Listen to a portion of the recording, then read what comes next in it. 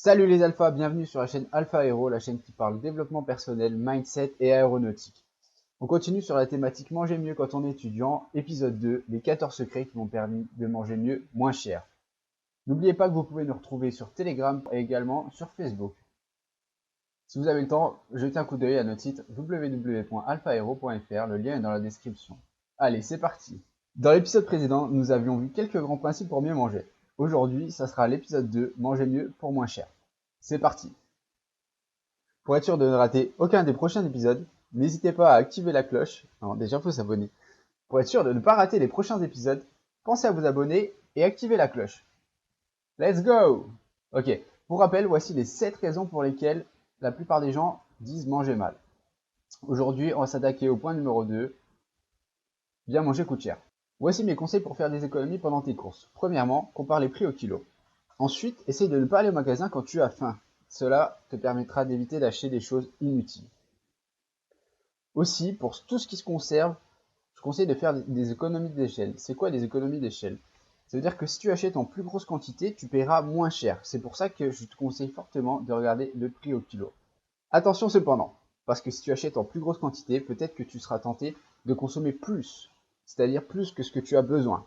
Sauf cas exceptionnel, tu devrais éviter les petites épiceries, puisque les tarifs qui sont pratiqués sont franchement prohibitifs. Tu peux acheter des DLC courtes, donc des dates limites de consommation courtes, en général dans chaque supermarché. Aussi, dans chaque supermarché, il y a un endroit où les produits qui vont bientôt périmer sont vendus. En général, on trouve des bonnes affaires à moins 30, voire moins 40%. Ce qui est très intéressant. Attention au marketing. Et oui, c'est pas parce que l'emballage est plus beau que le produit à l'intérieur est nécessairement différent. Enfin, tu devrais plutôt aller au marché juste avant la fermeture. En effet, lorsque la fin du marché arrive, les vendeurs ont tendance à brader leurs produits pour éviter de devoir les ranger.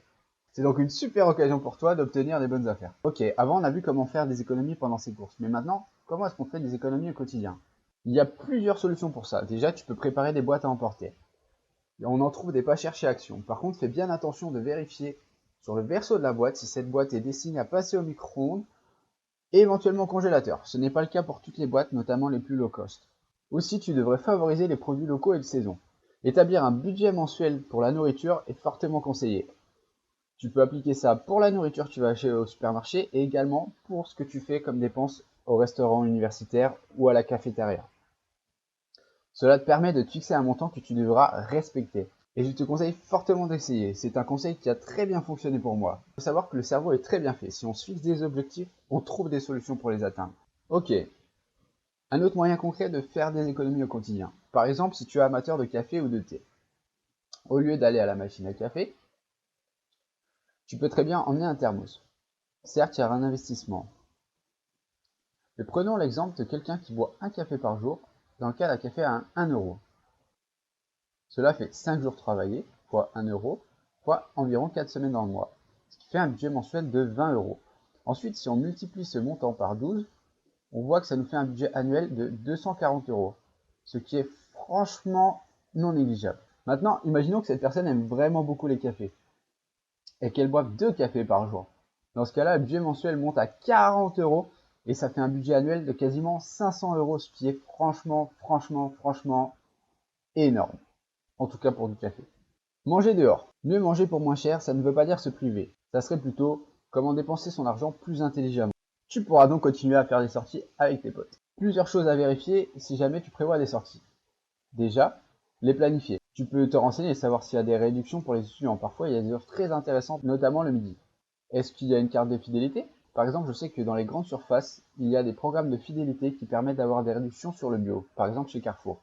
Enfin, je te conseille aussi de vérifier la carte du restaurant avant ta sortie. Ça te permettra de savoir si le budget sortie mensuel que tu t'étais fixé sera respecté si jamais tu vas dans ce restaurant. Voilà pour aujourd'hui.